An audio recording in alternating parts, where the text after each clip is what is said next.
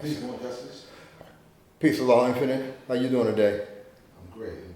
Before you start, peace. Today's mathematics is knowledge as cipher in the born month, and this is knowledge as cipher day. I come in the name of Lord, born justice of law, being interviewed by the God of law, Infinite. All right, Almighty. Peace. Peace. So, I wanted to build you about the meeting that we had. And, I know you called the meeting, and your purpose for calling the meeting was for... The reason why the meeting was called the Law School in Mecca this past Saturday was because of some information that was manifested at the Universal Parliament in Medina in reference to where we was going to have the Universal Parliament for September. That's normally in Mecca. Being that we lost the location, which is 92, we was trying to find a location where we can have our parliaments at. So we haven't found one as of yet.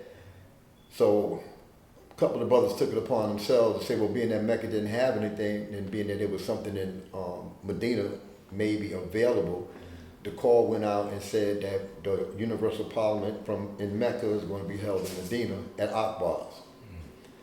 It wasn't agreed upon by the masses of people, and I was getting phone calls about it. Matter of fact, I got a phone call Sunday night, the day of the Parliament, and then I made some calls to various people in the know, and they didn't know nothing about it as well. So at that moment, I sat down and thought about it. So we got to have a meeting. We was talking about having a meeting. People were saying they was going to have a meeting, but nobody actually said to call the meeting. So I took it upon myself to call the meeting. Okay, it was a nice turnout. Information was manifested. It was good. No arguments, no debating, and things of that nature. And it was decided upon that we would have this month Parliament at a law school in Mecca. Wisdom Bill Day. On the Wisdom Bill Day this month. Now, the same token, we're still looking for locations to have something on inside for October, November, and the rest of the month.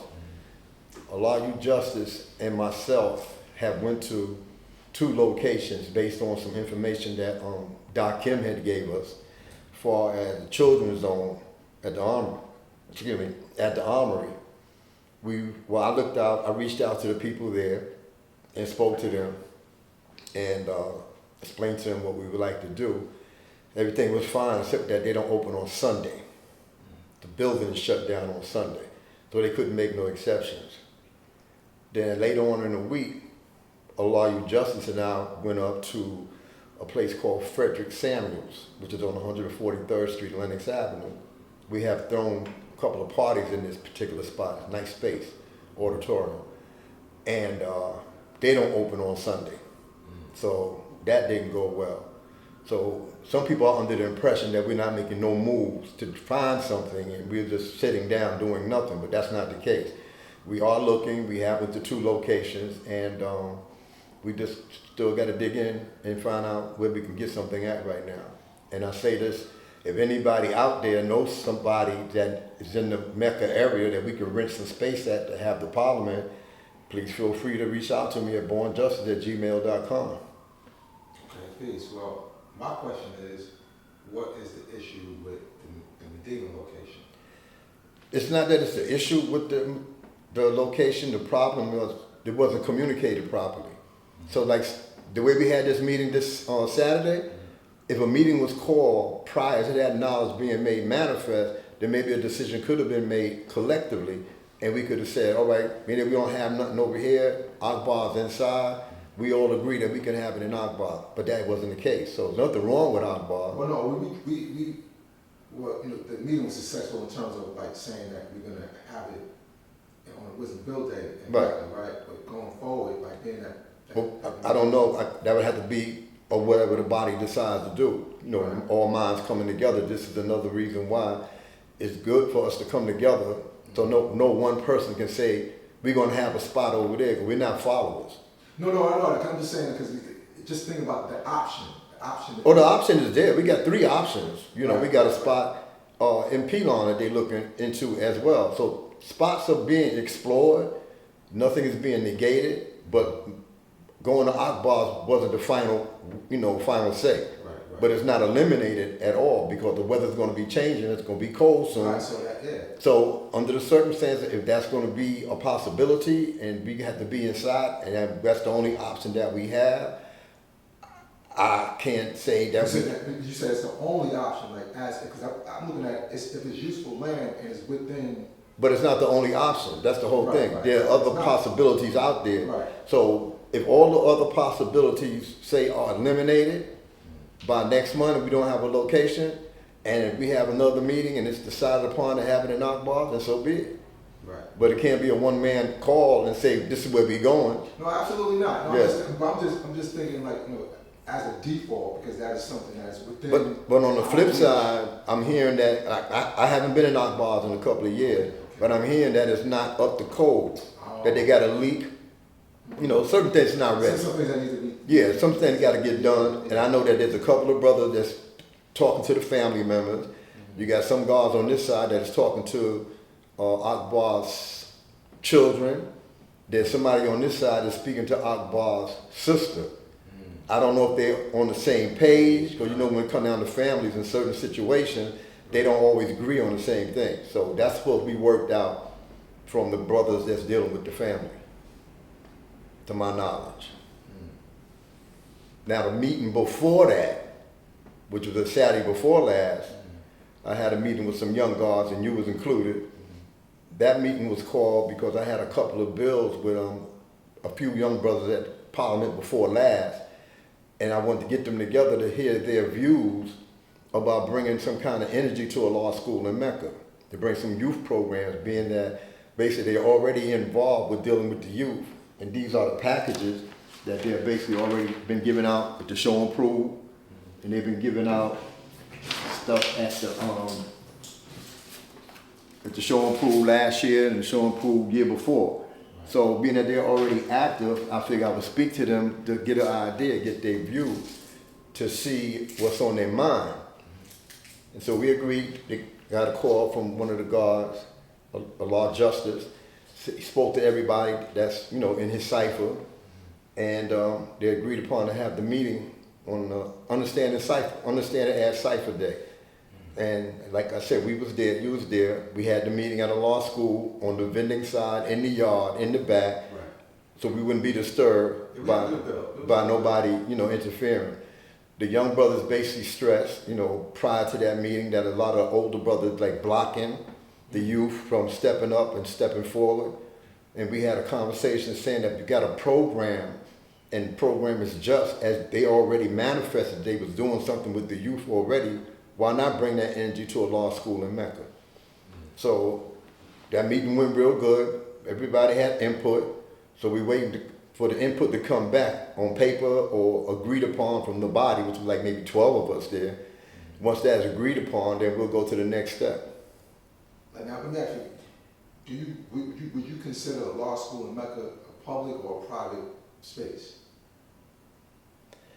It's not private because it's for the community, for the outreach, for the growth and development of the youth in the community. So it's not private, it's community based. Right. And if we're designated as school, then it would have school codes, right? It would have a school. Well, regulations and stuff. honestly, the name thing is like this. It's really called the Urban League Street Academy. Over the past few years, it got changed over because we was getting involved with, when they was trying to take the school, we was going downtown and fighting with City Hall and things of that nature. So that's when the 501c3 was created for a law youth center in Mecca. And somewhere in that midst is when that got created to change the name. As far as like a law school in Mecca. A law school in Mecca, because it used to be the Urban League Street Academy. Right. That's on record. That's what it says. It doesn't say a law youth center. A law school in Mecca on record. Right. It says the Urban League Street Academy. That's what it basically is. So basically, a law school in Mecca would be a separate entity. It's just another name. It's just another name. Just to make it a law school, because that's what we always called it, a law school. Brothers, prior to my development in the years in the 60s and 70s, was called the Street Academy. But somewhere in the midst of time, it got changed. What year? I've always known it as a law school in Mecca. That's my saying. Right. Now, how long you had knowledge? This would be 30, Okay, well, somewhere within that 32 years cycle, the name got changed. Say like 32, I would say 40 years ago, maybe. Because I've been home 39. Okay. So like 87 or something like that, 88? I came home in 86. Okay. So somewhere around there, the name was changed. Right. Well, my build on that is that if it's called, if we're calling it a school, then like the regulations of the school would apply. Like meaning like like smoking in front of the school or. That applied, but what happened when we got the 501c3, when we was putting the paperwork in, certain words could not be used. We couldn't say that it was a school for like the educational system because it was be a different criteria as far as the bylaws are concerned. So the brothers that put that together, that came out. So that's why a law you sent in Mecca basically is the umbrella for the law school in Mecca. We couldn't put it on record and use the school name like that as far as the school is concerned, because that'll fall up under a certain educational how can I say it, stigma. There's certain things that you would have to apply and go by because of that particular statute. Right. And that's what I'm getting at. Right. Because one of the issues that we are facing is that, some old people being in front of the building, or and then the smoking and drinking aspect of it, and just trying to get that under wraps. Well, we've been having conversations about that to basically eliminate the same thing that caused us to basically lose our spot in 92. Right. That's why the signs is posted where you see signs on the gate now and in the yard, no smoking. Oh, so you got the sign? Yeah, the signs is up. Okay, The signs is up. Okay. The signs is up. It's on the gate, no smoking. The sign is inside the yard, no smoking. And there's not supposed to be any drinking of any sort. We ain't drinking no juice, water, or something like that. Oh, not even juice or water? I mean, you can drink juice and water, Okay. but as far as alcohol and Right. rolling up weed in front of the school, all that, no, that's a now cipher. Right. And the thing about it, it's not for like one or two people to say. If it's 10 people down at the school and they see somebody doing something, then pull their coat. Yo, my man, you can't do that here. The person should know better not to even do it here. Right. But you got some people that's so comfortable doing what they do that no matter where they at, they're just going to do it anyway. And the first thing is going to come out, you can't tell me what to do. I'm G.O.D. Yeah, but now that affects the whole. That affects the whole. You can do whatever you want to do, but you can't do it here. And everybody should be on the same page to say that. The same way when we get a location, again, when we get a location to have our parliaments at, and this has come to my attention that basically people try to bring security for losing the location because like we wasn't doing our job. And that's not the case because we never had no problem with anybody out there. We was policing the community more so than we did when we had Harriet Tubman and in the early part of dealing with 92. But once things started getting to a point of people complaining, we had the security in the street. You'll see when people coming in, they getting packed right in front of the stoop of the entrance of the school because they wanted to be outside to see everything instead of being inside and couldn't see that way or that way. And we policed the block all the way down from Lenox Avenue, to Guard Avenue, 7th Avenue, and to Build or Destroy Avenue, which is 8th Avenue. We had no problem. January, February, March, April, May, everything was fine. But June is when things got out of hand because it was more populated because of outside visitors. Right, from other areas. And my thing is this. If I was doing something, if I do something with the substances or whatever the case may be, and I know that we got to keep the block clear, and I got 2 or 3 people coming from out of town to socialize with me, I'm going to say to them, if we can't do that here, let's go around the corner. Right. Don't sit on this person's stoop. Everybody, God and earth, is deputized when it comes down to security. It's just not a title G.O.D. and E.O.D. and there's only 4 or 5 people. The title goes on you or any other guardians of the nation. The title go on any earth. And if you see something that's not right, like Earth saw something that wasn't right in exact, she came right inside and told us. She didn't intervene, but she came and brought it to the body. And we went out and dealt with it. But the thing about it, we shouldn't have to do that. You shouldn't bring whatever you're doing, substance-wise or whatever, social equality you're showing with yourself and your peers. you should take it away from any public area that we're dealing with when we're trying to civilize the community. Right, right.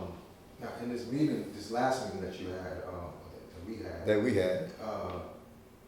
Earthly Jules, she mentioned that Harriet Tubman is willing to allow us back in, and we had youth programs at the forefront. She was right in what she said. She has a good relationship with the principal, because there was time when we couldn't go in after they put us out of Harriet Tubman, didn't give us a permit to go back to Harriet Tubman. She was still having activities like in the yard, in the playground, because she got the 22-point program. That's her program, Peace. and she had activities in the yard. So she has a rapport with the principal. Now, what she stated was that if we bring young people, have workshops, that we can get classrooms, but it'll be for young people. It's not saying we're gonna have a parliament in a classroom. Yeah, well, no, because basically what I interpret it is like basically they don't want to hear none of that adult 5% stuff y'all talking. Bring the kid, bring the youth. What she said from the way when I spoke to her is basically bring the youth in first to take baby steps to try to get back into the auditorium. So the thing about it, this is the reason why we need to get the youth. The magnetic will bring the youth to a law school in Mecca. From that move, then we strive to go around the corner to Harriet Tubman to extend up Olive Branch and get 1 or 2 classrooms and have some of the guards or herbs have a workshop for young people.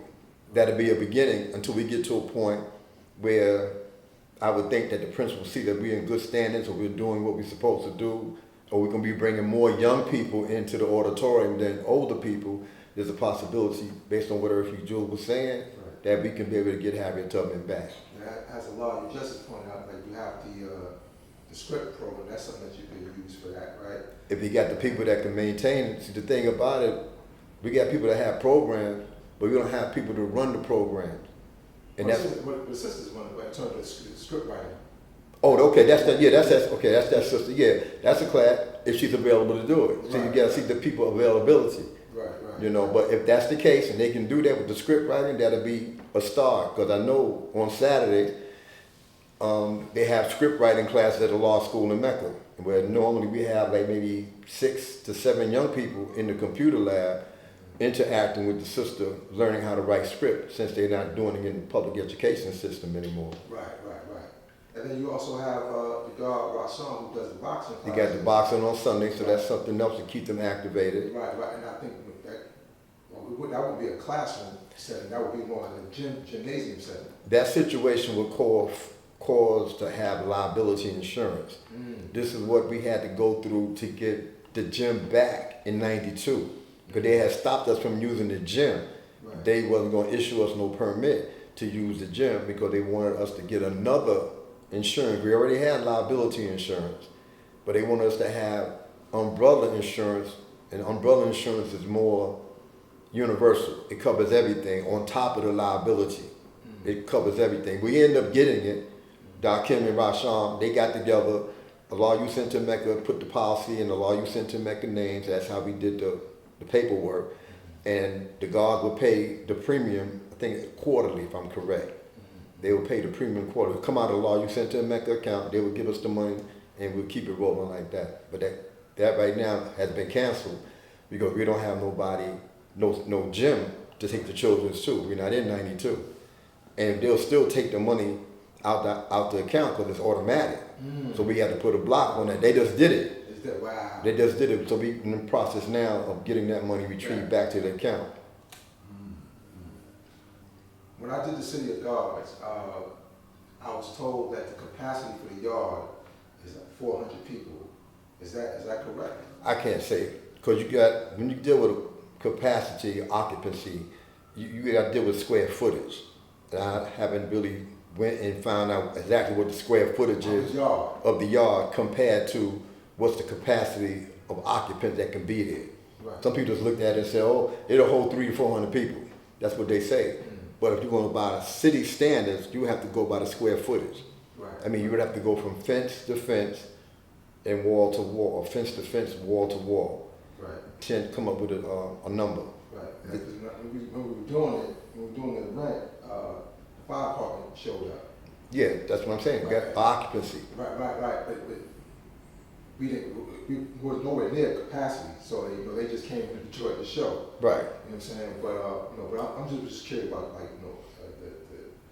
the occupancy level of the. Only way you can find that out is that you have to get the square footage of the yard and go to the city and deal with the occupancy citation. Okay. And it'll tell you per square foot how many people, like in an elevator, for example, they'll tell you how much weight can be in an elevator.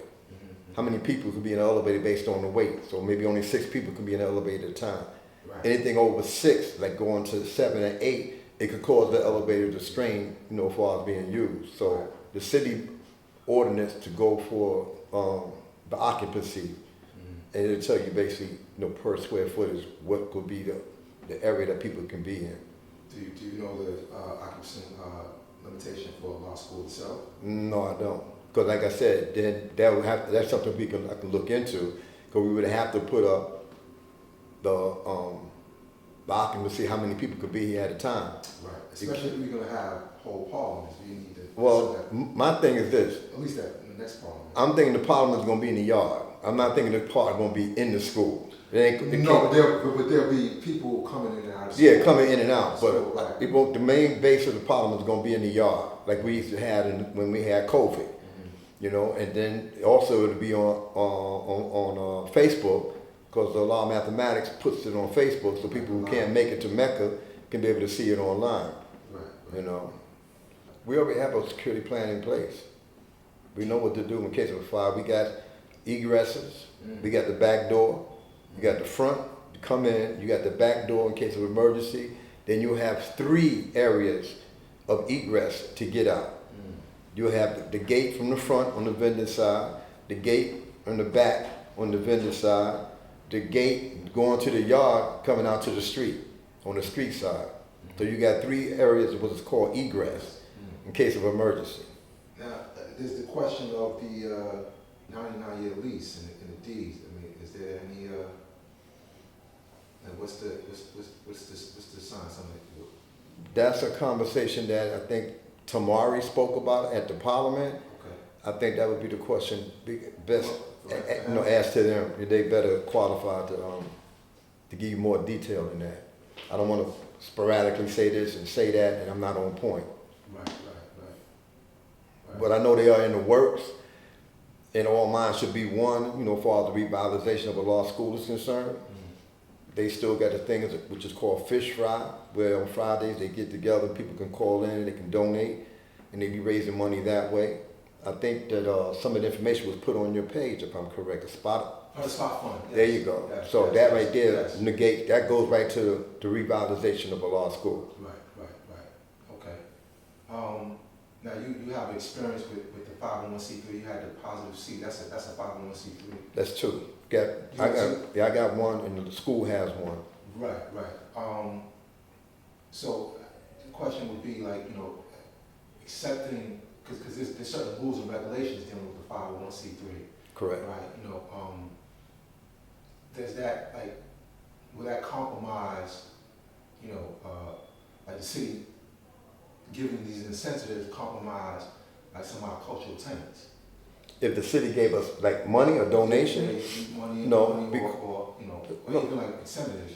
the city or anybody can donate money to the 501c3. The 501c3 that's held by Positive Seeds is a dual charity. I don't remember the specifics of it, but I can, get a piece of paper and say this is this and this and that. On top of my head, I can't say. But ours is a dual charity. Now, law school in Mecca is a foundation. It's a difference. So they don't fall under the same criteria as Positive Seed does, because of some paperwork that had to be done or submitted at a certain time. And the way that it was submitted, it wasn't submitted with the same criteria that Positive Seeds was created in. So that's why I got a double charity, a double charity standing, or status, so to speak. And the Law Youth Center in Mecca has a foundation, which is either way, if somebody was to donate money, which some artists have donated money in the past, and people have donated money to Positive Seeds in the past, and they get a tax-free write-off. They donate something to the program. I got a standard letter that's authorized by the IRS that Allah Infinite donated $100 toward the book bag giveaway, and this is his receipt that he donated. Right. And it works. People file their taxes. 2 years in a row, I don't want to mention his name, but one of the hip hop artists donated to us. Okay. And one of the requirements was that document before they even submitted anything as far as donation was concerned, to make sure that your paperwork was in order. And everything was in order. They donated, we gave them the letter. In 1 year, they donated again. Excuse me, we gave them another letter. And we're in the possibility of doing something else down the line, hopefully before the year's out. So anybody that donates to Allah Youth Center in Mecca or to Positive Seeds in Pelon, you get a tax-free write-off, tax exempt. Right. Are you familiar with opportunity zones? Opportunity zones. No. Okay, that's for what I'm learning about that myself. Like, you know, that's like where the government incentivizes certain areas like a law school and or Medina, you know, is where you were to give your money, like they incentivize you, you know, tax incentives. Okay. And whatnot. You know what I'm saying? So that's something to look into. That's would be an alternative to the 501c3. You have that information? Yeah, well, I'm looking at it. I can send it. Yeah, whenever you get it, send it to me. I'll take a look at it. Yeah, I'll take a look at it. On another note, you know, over the past couple of interviews that we had, was been very supreme and very well done. Got pretty good feedback. I got some criticism where I could have did something better, you know, which is good because, like I said, when you are speaking on a forum like this, a lot of times you have to be accurate in what you're going to say. Right. So that's why certain things I won't speak about because I don't have all the information. Right. And there's some information that I can give out that I know I'm accurate in what I'm saying. And I just got critiqued on something, and it made sense when we was talking about some things, and it made me look at things in a different light. But on the flip side, some people just don't understand when you're speaking, like as I'm speaking now, I'm speaking from my mind, from my thoughts. So somebody will look at something I said and listen to the tape, and they'll say, well, I was listening to the tape, and you said so-and-so and so-and-so, but why didn't you say so-and-so and so-and-so? I get that all the time. The reason why I didn't say so-and-so and so-and-so, because that wasn't my wisdom to be manifested at that time.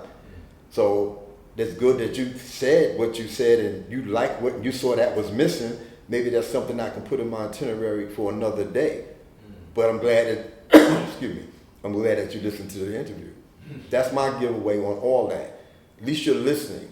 And I'm always building and willing that whatever I say helps somebody out in the 93 million miles that we are on this planet, the 196,940,000 square miles on this planet, how much useful land we're using. I'm hoping that what I say helps somebody. Right.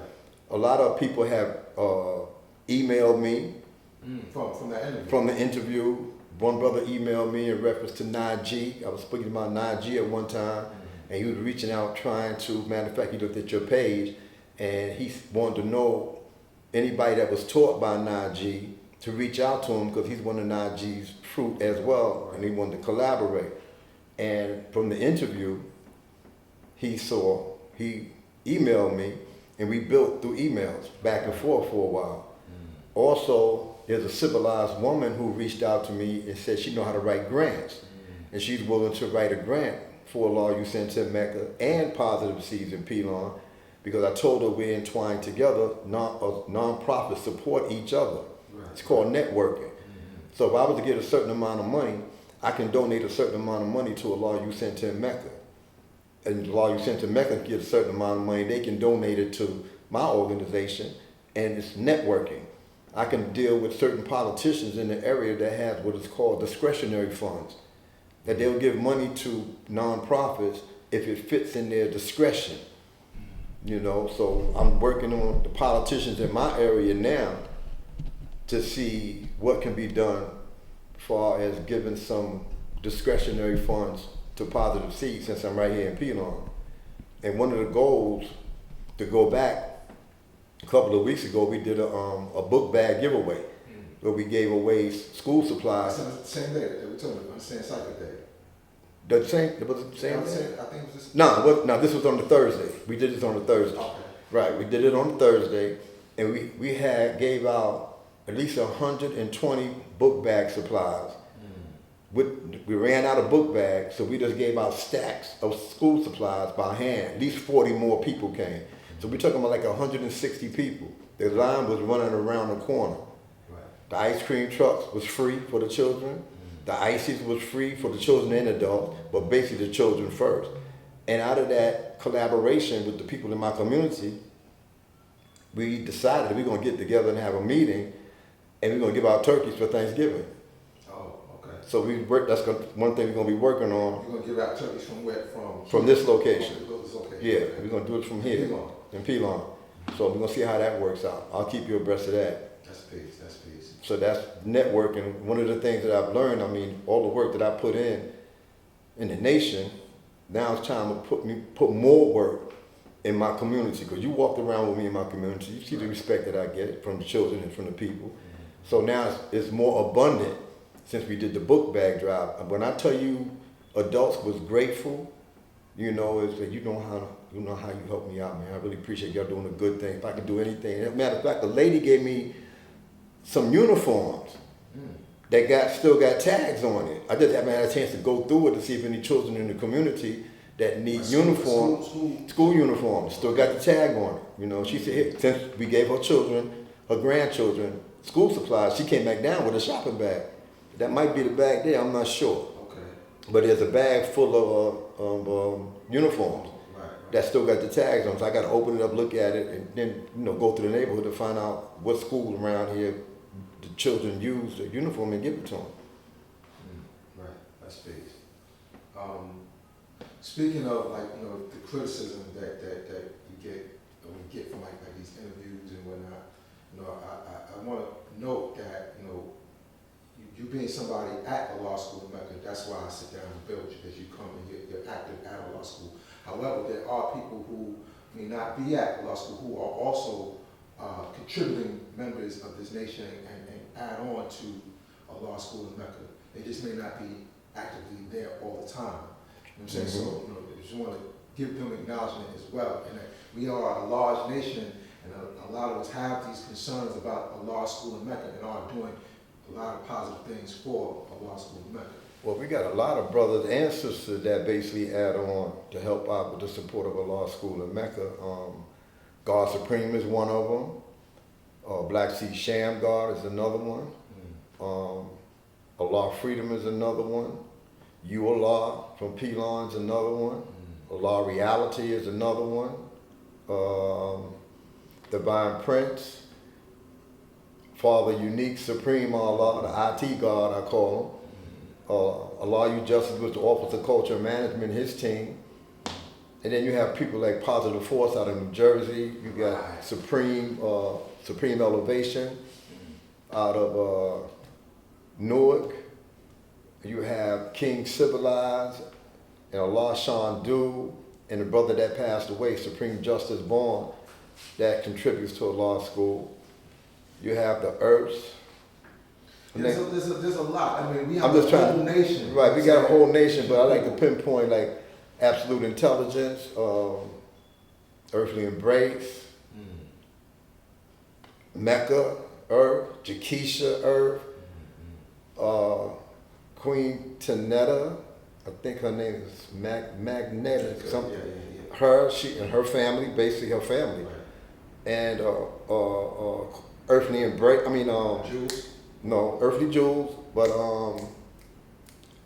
Queen I Bear Witness. I can't leave her out the equation. Right. Queen Shamika and Zaire. It's believe me, it's abundance. And I know I'm gonna miss a few names, but this thing that we do of ours, this nation, is not just in Mecca, not just in Medina, and not just in Pelon.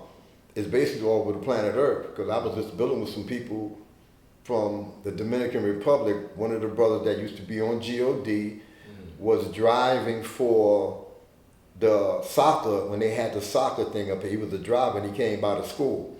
His name is Infinite. He came by the school, because I happened to be down there that day, and we was building for a while, and he put me on the phone with somebody that was in Central America.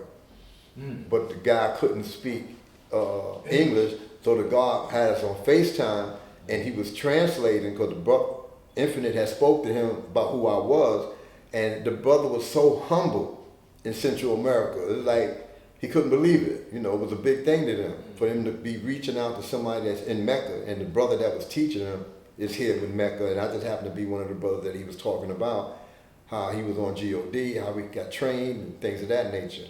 And he got trained by knowledge.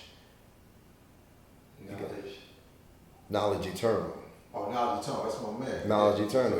He's part of GOD. Okay. Matter of fact, he used to train GOD. You know, he's very good at what he does. Absolutely. You know, he trained a lot of brothers in GOD and some of the sisters when we used to have training. Right. So a lot of people you see on the door or at events, there's more people that you don't see that's been trained and they're on point in case a situation arises. You know, I don't like to use the terminology unseen and unseen, but basically you have GOD in the front, then you got undercover GOD, you know, background, you know, backup, because people see uniform, they know how to get around a uniform, but by you getting around a uniform, you're gonna bump into somebody that's not in uniform that has the same ability that we have that's in uniform. So it works out pretty good. Right. Well, no, I mentioned that, God, because, you know, I do the 3 channels. It's a Law School in Mecca YouTube channel, right? And then, you know, all the activities that are at the school and things that are happening and different projects that are taking place. You know, there's a lot of attention on the Law School in Mecca. You know, and we all, us as a nation, have a lot of concerns of what's going on and critiques about, you know, what's happening at the Law School in Mecca. You know, so I just wanted to just, you know, acknowledge that I know that there's a lot of people who have concerns about Law School in Mecca, and some critiques, you know, some good and some bad. You know what I mean? Like, you know. Well, I can add on to this to say this: we're in the process right now of getting ready to clean out the computer lab. Right? We're going to build a shed. We got a small shed, not like the one we had before, that we're going to build on the back of the school, on the side of the school, and everything that's not trash is going to go into that shed, like school supplies, cleaning supplies, snow blower, shovel, things of that nature, so it don't be damaged by the weather. Right. The computers, the PCs that's in there that's not working, we're going to get rid of all of them. Unique has a shipment of computers to bring in to where they are remodeled. Refurbished, right? Right, refurbished, because where he works at, they flip it. Every year, instead of they throw them away. But what he does, he grab them, man, these are coming to computers that he donated, you know, and he rebuilt them. He wants to rebuild the computer lab and have the children come in and show them how to build a computer, and they can keep the computer. That's their computer. Okay, that's so they'll take more interest and concern if they build it themselves. Right. So that's going to be one of the courses that he's going to have there. He is also going to have interns come in from the colleges. He's in negotiating with certain colleges to bring interns in for the computer lab. Because the computer lab right now is a part with the magnetic, where the children come in, like you see them on Saturday, they interacting amongst themselves, there's no arguing, there's no fighting, there's order. Right. So that's going to be done. This is the reason why I asked the brothers that was at the meeting a couple of weeks ago, see what kind of ideas that they had so that we can bring some more energy, youth-orientated energy into the school, to whereas we'll have more youth coming to the school. As you see, there's a lot of, you know, older people, senior citizens, you know, at the school just sitting around doing anything. They're not causing no harm, but we want to see young people come in and out those doors. So one of the things we want to be geared upon, like I know the Earth Equality Profession, we speaking Saturday, speaking about bringing a CPR class, the CPR training back to the school. Right. The brother Original Self is doing his project on Sunday. Right. Then you got Wise Supreme and the other brother, P Almighty, Positive Almighty. So youth activity is coming back to the school. It's coming slowly but surely. And the ultimate goal is to have more youth interacting at the school than the other people, older people at the school. Because what's going to happen when classes are in session, there's going to be a notice put on the wall in the front of the school, class in session, meaning that the regular people sitting in the front on the phone talking and all that ain't going to happen. Class in session for whatever hypothetically from 2 to 4. You come and use the bathroom, go head out, but nobody interrupting the class. Right. So that's the goal that we're shooting for. When I say we, I mean the gods and the earth, not Allah you sent to Mecca by itself. It's anybody who got a program that's youth orientated, that's geared for young people. Please feel free to send me an email at bornjustice@gmail.com. My email works. Those that have been reaching out to me, y'all know I respond, and I appreciate the response that I be getting.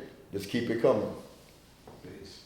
Now we mentioned the older brothers and sisters at the school, and a lot of times we may speak with a disdain for that element being in school. But however, if we're about the babies, right? The babies do grow and get old. Like having programs for the young, we need to have some kind of programs for the old. You know what I'm saying? Too.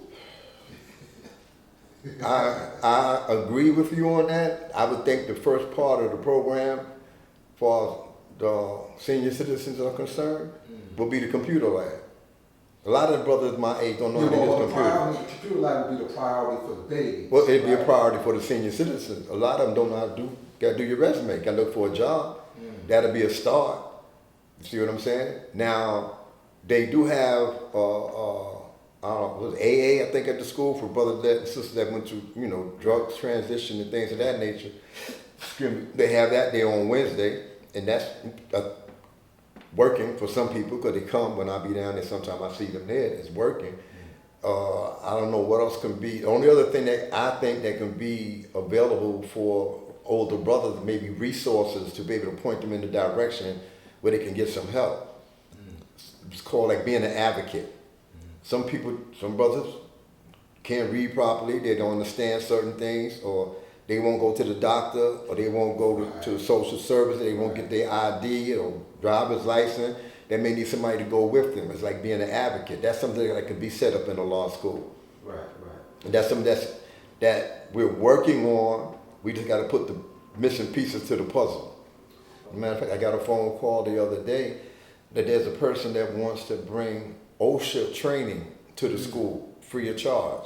This is the way he wants to give back. And the brother's supposed to be setting up a meeting with the brother and myself to sit down and get the particulars, then I can present it to the body. And we can make a decision on what day would be good and how we can get the information out. One of the things that I've learned as far as resources is concerned, the projects is right on 127th Street, is an ocean of children in there.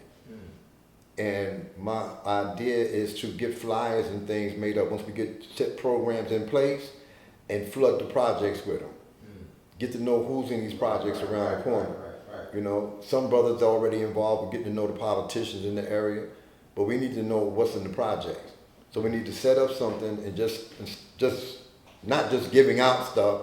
We want to give you something, but we want to give you something to put in your head to carry your weight. So we want you to come in here, sit in this class for a little while, and we'll deal with health issues, or maybe take them on a field trip, some kind of interacting with the youth, and then be able to bless them with whether it be turkeys or whether it be school supplies or whether it be clothes. Because a brother said they want to do a clothing drive at the school. We give out new clothes to children that may be in need. But again, when you're giving out something, you don't want to just give out without getting something in return. So we want your time. Give us a half hour in the classroom. Let us talk to you and feed your mind with something constructive. Right. What that may be at that time, we don't know. But like I said, some people don't know how to write. Some people can't read. Some children may need haircuts. Maybe their family's just that tight they can't get a haircut. Maybe a young child can't get her hair braided the way she want to get it because the fund is not there. I just went downtown this morning and I came back. I was going down to Grand Concourse, and I know it was a day of the church giving out food. There was a whole block on Grand Concourse from 174th Street to 175th Street, a line. Everybody's there with shopping carts. So things are not good for some people. So just those little bit of things that you can get some eggs, some bread, some milk, or something to pantry. But the line was so long, I had to say, oh man, I'm blessed to have a job, to have my health, to be able to provide for myself. Well, I don't have to be in that line. And this makes me think about us being civilized people. We're obligated to give back to the community. So we have to have community outreach, community control. You know, and once we get community control and they start coming down, these doors are going to be open in a minute, and children going to be running down here and want to know what we have to offer. Some of the parents want to see what we got to offer. They need help. They need to learn how to use computers because they don't know. You know, and this is across the board. The same thing that I'm doing here could be done at the law school in Mecca. They got the projects. I just got the block. You know, so I work with what I'm given. You know, but that kind of hit me today when I saw it. I'm used to seeing maybe 5 or 6 people in line, but I mean, it was a whole half a block, you know? You know, the guy was telling me about that. He actually had, mentioned doing like a documentary on that, on how bad things are getting. Yeah, it's bad. And it's getting worse because Donald Trump is taking away, trying to eliminate the black history. He removed, I think it was Martin Luther King's bust from the White House. Yeah, they had Obama's picture somewhere in the hallway. They took it off the wall. And I think he's doing something down at the African American Museum. Yeah, I heard about that. The Sister Umi mentioned that about them even like defunding. Exactly. Now here's the thing, like and that's what gets at the core of what I was mentioning about the 501c3. Like if somebody could give you something, then they could take it away. Well, once you got it, you got it. Right. What's the difference? Once you got it in your possession, like say they give you a check. The check is in the bank. Right, right, but you would then you become dependent on that check. Not necessarily. You don't want to depend. That's typically what happens. You don't want to, but see, that's because they depend on one resource. So the purpose of having a 501c3 is to network. I can network with people that's Christians. I can network with Muslims, Jews. If they common cause is for the betterment of the youth, they're not poisoning their mind with biblical teachings and feeding them swine. If we just advocated for maybe feeding them right food or clothing them with clothes and providing some type of services, I call that well wishers and supporters. You may not be in the same culture that I'm in, but the cause of my mission is the same vision and aim that you have for the children in your religion, but it's the same common goal. We want to do something better for the children. Right. So if you be a Muslim, a Jew, a Christian, or whatever you want to be, a Baptist or whatever, and you see a child on the street, they ain't got no shoes on their feet, and you're able to provide a pair of shoes for that child, no matter what your religion is, no matter what your culture is, we're obligated to do something for that child. Period. I mean, you might have to ask the parent for permission so they don't feel belittled.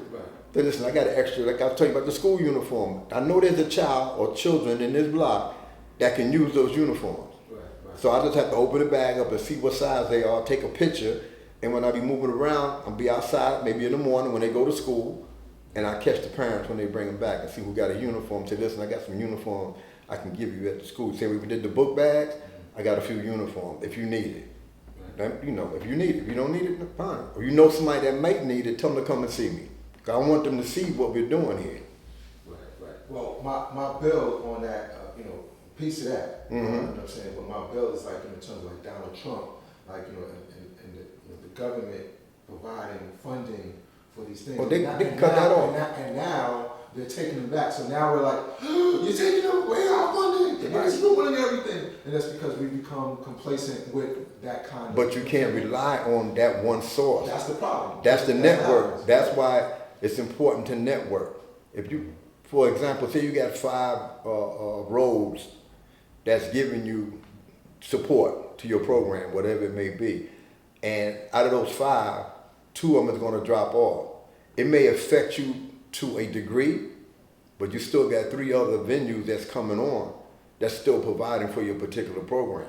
Now, if all of them shut down, then you have to find another way. That's why they call it networking. You can't just deal with.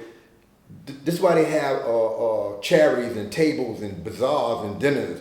and they sell tables. You go to an event, they may charge you $75 a person. So you get a table, you get a table, say you're gonna pay $500 for a table. See what I'm saying? That's going to a charitable organization. It's like a charitable dinner, a charity. Matter of fact, one of the brothers that's here was helping me from the block. These brothers I'm talking to on the block. I didn't know he had a job with a nonprofit that he worked there for 3 years. And he told me about it. He shared the information with me. They getting ready to do a fundraiser at the Alhambra Ballroom. So I'm going to buy a ticket. From school. Right across from the school.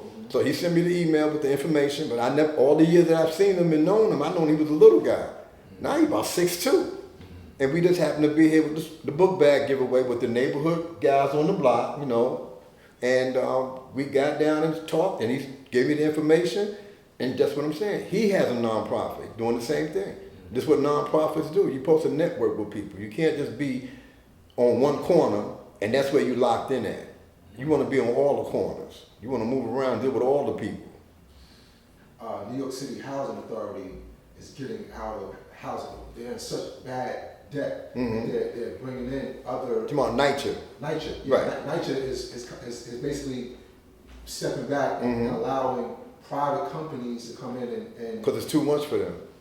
Yeah. Now the implications behind that is crazy because now you know they're talking about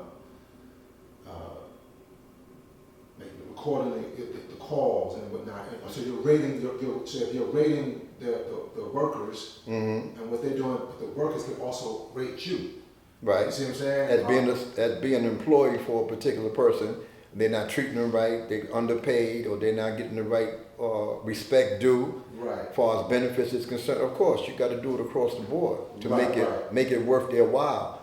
When you have a person working for you, my thing is this: I'd rather see my team eat before I eat, and this is one of my philosophies that I'm gonna be okay, but I want to make sure that my team is okay.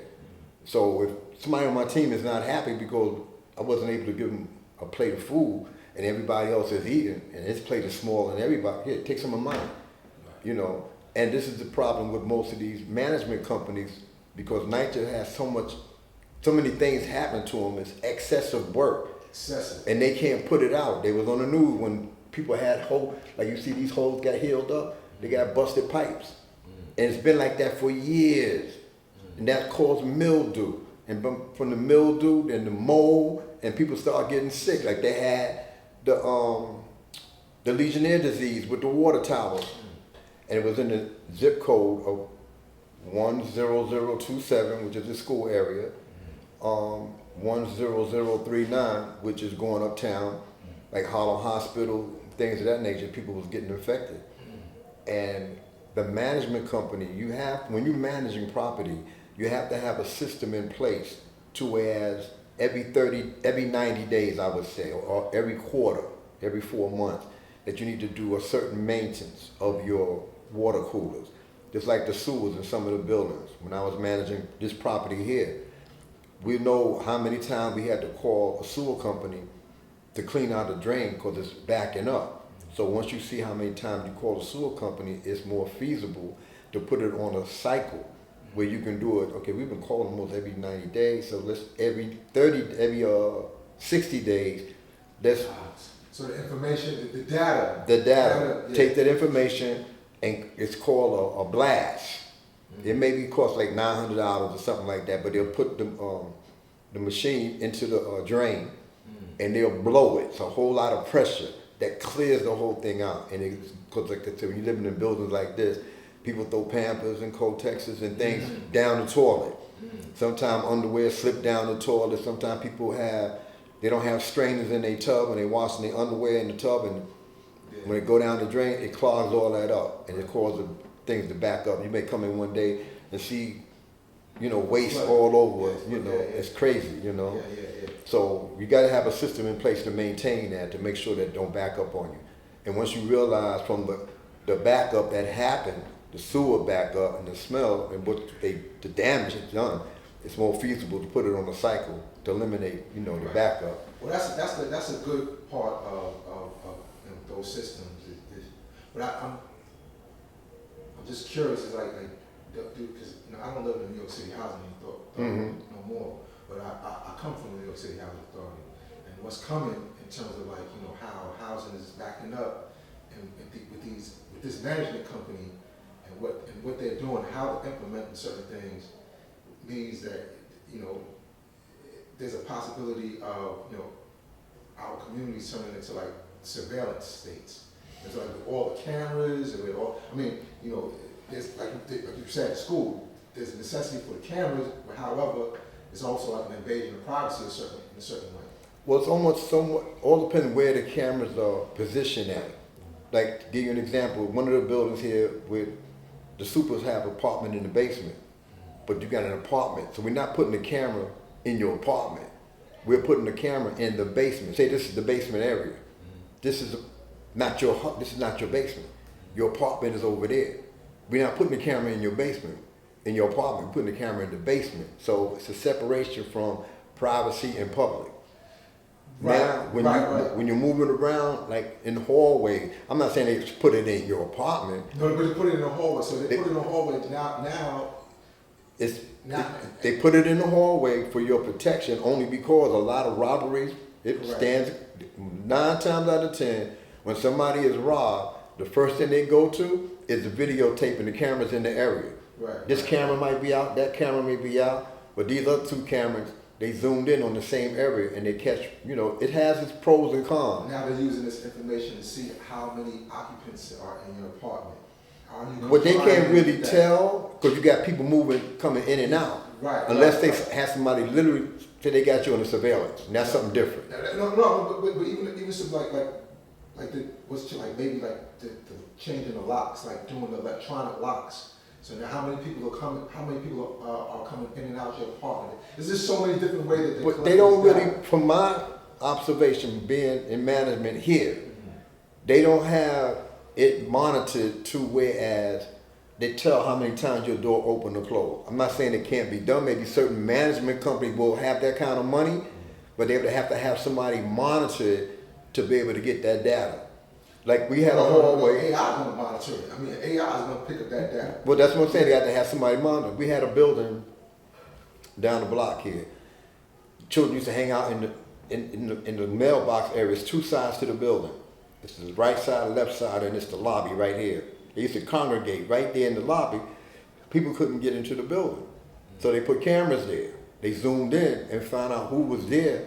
Come to find out, one of the children was a tenant on the 4th floor in the other building. What did they do? They notified the parent and said, your child, in the lease, it says there's no law, certain things in the lease. You can lose your apartment if you have an animal in your apartment. Right. You ain't supposed to have it by the lease. So if they go by what's on the lease and you violating, then you got a problem. Right. You know, so you got to be particular when you sign leases and contracts. You have to read the fine print. Don't be in a hurry to sign something without reading it thoroughly. Right. You can always say, give me my package, I'll bring it back to you tomorrow. And get somebody that's more knowledgeable to look at it, that know the language, and be able to say, well, I'm glad you didn't sign this, because this right here means this, this, and this. They got to change this. Then you can sign it. Read your contracts. Got to be contract. Speaking about contract, I want to thank some people. Why can't I get a chance to do that? Absolutely. We did the Pelon Family Day hosted by Positive Seeds in the Gods and Earths in Pelon. I want to thank everybody that donated. I want to thank everybody that came out. Those that didn't come but donated, your donations were well received. We had pictures. I'm sure the brother's going to sooner or later put it. He might put it all together and give you a chance to see what happened from the donations that you gave up. It was very helpful. We appreciate it very much. And every dime went to where it's supposed to go to. Peace. Peace. It's Lord Born Justice coming to you live from Katona Park for the Pelon Family Day Family Reunion Cookout. It was a success. Everybody had fun. Today's mathematics. Build is knowledge God. Being born to build or destroy. What is the meaning of civilization? One having knowledge, wisdom, understanding, cultural refinement is not a savage pursuit of happiness. We showed and proved today what the meaning of civilization is. We did the thing with the children, gave out t-shirts like this. And the back of the shirt says peace in the street. and peace is on our mind. This is the first of many events that we're going to be collaborating on to make sure that we make the nation aware of what's going on the positive side, and we'll keep you abreast of what's going on with Positive Seed and Pelon Inc. If you have any questions or concerns, send me your email at bornjustice@gmail.com. And I want to thank everybody who couldn't make it and donated. I want to thank everybody who donated and came. We still have food left over. It's getting ready to start raining, and we're getting ready to wrap it up. I just want to say thank you to everybody that supported us, and we really, really, really appreciate your support. Peace. Allah is God. Peace.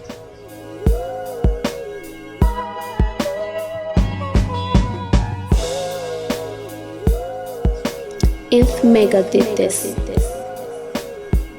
we had so much food there that we had to give food away to the people that was in the park that didn't have enough food. So thank you for your support. We appreciate it.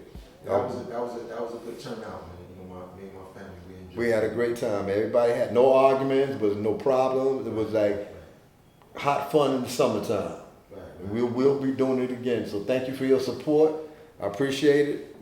Next year you can make it with us. If not, when the call's given, please show your support again. It's appreciative. Thank you. I'm grateful. I remember we were speaking about the mothers of civilization, the women in the 5% nation. And I was explaining to you that, you know, when I was coming up with the gods and the earths, that the sisters used to, when they had a newborn sister come into the nation as a 5%er, the sisters, mothers of civilization, and some of the older sisters that wasn't part of the mother of civilization, but just at the earth period, would welcome the new sisters coming in with open arms. They would go to the sister's house and help her rearrange her kitchen cabinets, make sure that what ingredients that they had in the cabinet that wasn't right and exact, that they would get rid of it, and that they would replenish it with the proper ingredients, the proper food. I remember they used to teach the new sisters how to sew. I know they used to teach the new sisters how to do their hair. And it was like big sisters just looking out for each other. And what happened, just happened this past Saturday with, I think her name was Queen Jules and Equality Perfection. I was building with them in the front of the yard Saturday, and we were speaking about some type of fireside or something that Equality Perfection makes. We was talking about that, and then the sister Queen Jules was saying how she makes it, and they was talking about that. The next thing you know, the conversation went this way. Well, I got to go to Trader Joe. Trader Joe, I got to go to Trader Joe. What happened? They both left together with the Trader Joe. Right. So that just put me back in the frame of mind how sisterhood is, and how these sisters get to know each other and find out that they met up at the school, and one had to go this way, one had to go that way. I got to go to Trader. They both went together. Right. Now imagine 10 sisters doing the same thing. Right. And that's how the mothers of civilization used to roll. Like on Saturday, or Friday, they start getting together for the Parliament. Say the Parliament's on that Sunday. They would get together on Friday. They would go shopping, but you can bet your bottom dollar all day Saturday, they're going to be doing something. They're going to be sewing, they're going to be cooking, they're going to be paying the food, they're preparing the transportation, who going to do what, and the guards would always support them. They got everything lined up, Earth ain't had to touch nothing. The guards had it. If they had 10 pans of food, we made sure that the Earth got there to the Parliament, and we would make sure that whatever they made food-wise or whatever was going to sell or give away or whatever, that we would make sure they could get there. The whole area would be locked off for the children. Right. Children first. Children ate for free. If they had any food left over after all the babies ate, then they start giving out. They may ask for a donation, $2 a plate or whatever, to replenish their money. Right. At the same token, when they used to come to the Earth's house, newborns, they had amongst themselves, they pay dues. They keep money in the pot so that, say every month, I don't know what the denomination or how much they would put in their little kitty, but every month or they would put something in their kitty, so when the time came that, say somebody needs some kind of support. Like I said, a lot of sisters in this nation fall on bad times because some of the brothers that they dealt with, and they put them in a bad state. Maybe they can't pay their gas bill, or maybe their rent is a little short or whatever. behind them having that kitty, they would come, they rally together and help with the situation at hand. And it was very successful. I know today that there's still sisters that amongst themselves, if a call is given on the Earth hotline, when I tell you the Earth got a hotline, that something happened to one of the Earths and they call one of the other Earths, it'll be a whole hotline going on amongst the Earth, and then it'll be a phone call. I may get a call. Right. Or a sister may say, listen, God, we just had a call, and this what's up, so this is what's happening, blah, blah, blah, blah, blah, blah. Y'all need to talk to the brother. Not I. The guards need to talk to the brother. Or it could be vice versa. The guard may have a problem and say, yo, you got to talk to the Earth, man. So we get in contact, the guard's on the hotline, but let's talk to so-and-so Earth and have her talk to the person so they can try to work it out.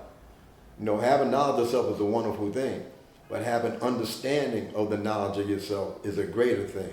And this is what is lacking in some circles, in some ciphers, the lack of understanding. And like I said, relationships is a give and take. You got to sometimes just listen, do the knowledge, and let the knowledge add on to your cipher. Don't just knowledge the cipher, let the knowledge add a cipher. That means you're making that knowledge greater than what it was because you're adding something to the cipher. A lot of people don't look at it that way, but when you're dealing with that cipher, that justice, it's not a joke. Right. You know, that's the scale, that's the balance. We got to recreate that environment so that, you know, we can bring sisters back to do those type of things. And this is the purpose of revitalizing, not the revitalizing the school per se, but revitalizing the programs at a law school in Mecca so that women will feel comfortable. And that was part of the conversation that I was having with those two sisters that day, where they could feel comfortable coming to the school to do a program without guards lurking over them. You know, we want them to come back to the school. They got a program they want to implement, send me an email. Right. We'll make a way for you. It's not gonna be you can't do it. We'll make a way for you uninterrupted. You know, it'll be the Earth program, it'll be the children's program. You know, thinking about even putting 2 doors on the back of the classroom so there can be closure in that classroom. So if somebody's doing a program, they can't be disturbed or interrupted by the outside noise in the hallway. Right. So that's something I'll look into myself. I'll take the responsibility for that. Peace. Well, I got one thing I want to build you about. And you mentioned y'all can get back to have parliaments, well, a parliament thing, right? And mentioned about tearing down the stage, right? Now that stage, I put money into that stage. I mean, I know it's not in the best That was the thought. That wasn't law. Okay. Because they was talking about getting a tent to have parliaments in. Now they can do one or two things. Part of that, they can build over the stage, maybe even refortify the stage. I would say that, right. Right. You know, this idea, this was popping up at the meeting prior to the meeting we had. Information came out that the meeting was going to be at 2 o'clock when it really supposed to have been at 3 o'clock. So you had everybody there at 2 o'clock. So I just took the advantage or opportunity to speak at both times. But the greater meeting was the one that we had at 3 o'clock. Right. A lot of people came up at that time. But the objective was to, if we decide to do it, there was somebody cutting a tree down in the backyard and this, that, and the third, and messing up the fence. My suggestion was, why don't you just build in front of the tree? Don't bother the tree, let the tree stay there, and build this way going toward the fence coming toward 7th Avenue. Part of it was to eliminate the stage, but then that was only part of it. The other side, we can build around the stage and refortify it. All right, because like I said, you can see the wood that they used wasn't the one like we used on the vendor side that was waterproof, you know? So we can do that and seal the open spaces. You know, maybe we might have to lift it up just to make sure no burrows is in there. Oh, right. You know, make sure we can lift it up, make sure no burrows is in there. If it is, we can cement it, seal it, and then refortify the existing stage and just put new waterproof wood around the perimeter of the stage to preserve it. Well, I mean, I suggest that or would advocate for the stage being there because, that event showed how beautiful we can have, what we can have at the school. That event did do that, on one side. On one side, I mean, of course we had the You got the other part, right? Right. Where what was it? But I'm just saying like the opportunity of like having a community, concerts or that can play, and this all falls into us striving to get the tent. If we would decide to get the tent with the heat, they got the heat inside, because look at the I chairs. was more about like summer months, but but during the winter. Yeah, during the winter time, you can rent it out to the community. Because right now we was trying to find a space to have a dance at. But the prices for everything right now is off the chain. But people are doing parties outside. Right. So that could be a venue that could be hooked up nice, fix the lawn up, that's in the plans to fix the grass for next year's show and prove. We're gonna fix the grass, we're gonna get a lawn, anybody that got landscaping experience and got skills, reach out to bornjustice@gmail.com and let me know what skills you have as far as landscaping is concerned. We want to do some landscaping at a law school in Mecca. Right. You still have the relationship with Devon? I just saw Devon. He's in Pilon, right? Yeah, but he was out of town on contract. I saw him 2 weeks ago on Fordham Road. I was moving kind of fast. I had to take care of something, and he was moving. So I meant to give him a call to see, if he's local and what's going on with him. Right. Yeah. Matter of fact, now that you said it, I'll give him a call later to see, what's up with him. Right. Because he ain't been around in a while. Yeah, he's been busy. Right. But he's somebody who qualifies Definitely. for landscaping. When I used to work in Co-op City, that's when I first met him, before he started coming down to the school. Okay. When you go to Car City? Oh, man. 2002? Okay, that's early. Yeah, 2002. Okay. Because I think I came back here because I got suspended here because my work performance was bad. And I came back in 2004. Okay. So I got a job in Co-op City, plastering and painting and things of that nature. I hung out with a bunch of Dominican brothers, and they helped me get my craft back. Okay. I learned certain things like the donut. I ain't know nothing about the donut. Those that's in the maintenance business, to put the compound on the sheetrock, and you spin it around and open up the hole where you got this right here. This is the donut. This is the compound. This is an open space. You put water in there, and you put the plaster in the water, and you take a little bit of compound that you need, mix it up, put it on the slab, and go ahead and do what you got to do. So I learned that about the donut. Right. So 2002, because I rest in that area as well. But at that time I was in Medina. Yeah, I forgot the building that I used to work at, but that's where I met Devon at. I was going to the store to go get lunch or something like that, and I think I had my flag on, or I had a shirt on that had the flag on it or something, and it said peace, and that's when we started building. That's how I got to know him. Yeah. And the guy named Lord Darmel used to live in that area too. The Darmel's up there too. That's one of the older guards. Yeah. He was up there. That's how I met Devon during that time. But I'm definitely gonna give him a call. So now this kind of extends our bill a little bit because I would hear sometimes people refer to a Lab as a firstborn, right? And then I would correct them and say, no, Lab is not a firstborn, but then they say, no, the firstborn of Pilon. From my history and what I know, Lab supposed to be one of the firstborn in Pilon. Right, so that's why I was like, okay, now I would stand corrected because no, not the firstborn of Mecca or Medina. Firstborn of Pilon. Firstborn of Pilon. Right. And we don't usually refer to firstborn of Pilon, or we don't. But there's a tree. Now that you said that, when I get a chance, when we get together again, I'll put a little package together so you can be able to see. The tree, right. You can see the tree. The same thing with the earth. There's a tree with the earths on there. Who's the first earth and things of that nature. Okay. Yeah. Prince A. Beaches used to draw the pictures like that. Right. I got built the guard. Yeah. He used to live across the street. Okay. He used to work with me. Oh yeah. Yeah. Okay. We used to be up here in the Pilon with the Pilon classes and everything with Prince A. Beach and I. We used to organize that. Right. And he worked up here as a painter. He lived right across the street. He lived on the second floor, across the street. Okay, yeah, he has a student by the name of ADG Devon out in California. I'm in contact with. Okay, that's good. So, Yeah. God, this form of communication has afforded me to, build relationships all around the world. and I want those relationships to benefit to my connection to Mecca and vice versa. That's the reason why I sit down with you. People are trying hard to get me to do what you're doing with me. And I know, guys, listen, I was trying to get you for years, months, and days, and you was like, man, maybe one day. Yeah, you know, because my thing is this. I learned this over the years, is that all depends who you sit down with. I don't take pictures with anybody. Because something happened recently, maybe a year ago. Somebody took a picture with somebody, and everything is on Facebook. They threw it on Facebook and say, "Why are you with this so and so and so and so?" And then it came out. Brother was running around. He was pointing fingers, and he wanted to do this and do that. So the brother stopped coming around, respectfully, because he didn't want to get hurt and he didn't want to hurt nobody. You know, that's because of a picture.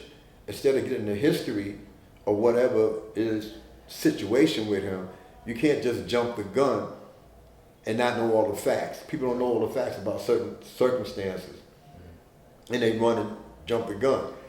That's the reason why some people come to me and say, "God, take a picture." I said, "No, I'm not. I don't want to take a picture." Yeah, I'm like that too. Yeah, I don't want to take a picture. Yo, why you gotta do that? Oh God, I don't want to take a picture. That's it. Right. In my mind, I don't know you. If I know you, it's something different. Right. You know. Oh God, I'm come from London. Take a picture with me. No. I don't know what you wanted for. I don't know what you went to. I don't. Yeah, right, you know. Right. So I always been skeptical over the years, especially nowadays. And I remember reading and how the most honorable Elijah Muhammad told Malcolm X, "Be careful of those cameras. They the devil." You got to be careful because a lot of times the news media will have you going to the left when you should be going to the right, and they'll make your enemies appear as though they're your friends. And I've learned over the years that people who you think is rooting for you or watching you the most to see if you're going to fail. That's a fact. They's like, "Oh, look at Born Justice, who he think he is." But you watching me so hard that I'm going to give you a good show. I'm not going to fail.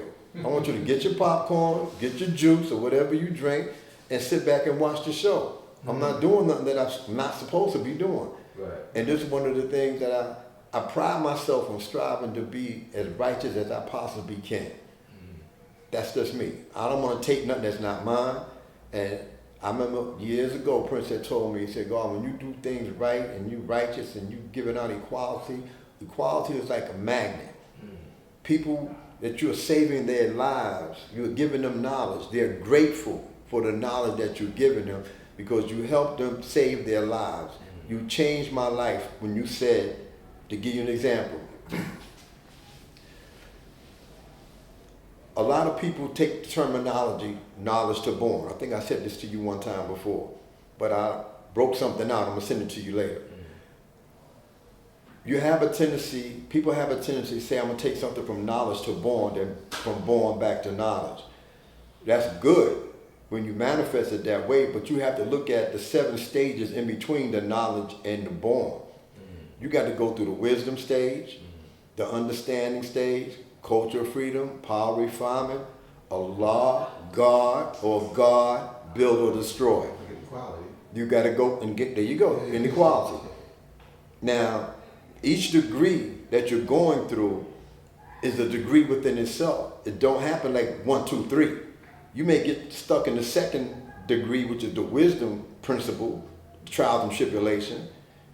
Then it might take you 6 months to get into the understanding. It might take you a month to get into the culture. It might take you 6 months to get into the power refinement. It might take you a year to get into the equality. It might take you longer to get into the God. But then when you get to the build or destroy is when the turmoil is the greatest. Because either you're going to add on or you're going to take away. Now, you adding on is going to give you a manifestation being born alive. But when you take away, you're going to be born dead when you get to the born stage. Manifestation. You're going to be born in the season. To be complete in the season, you're born. But you could be complete in the season and be born dead or be born alive based on how you survive the build or destroy trials and tribulations. And this doesn't happen from knowledge to born, just like that. It's a process. And the process from knowledge to born is the 7 stages that you got to go through in order to make something be born alive or be born dead. Think about it. Peace, God. Peace. Okay, so you got anything else, Alan? No, that's about it for now. Thank you. Reach out to me at bornjustice@gmail.com with the good, the bad, criticism. Peace. Peace. You must do your own research, as I did. INFMEGA did this.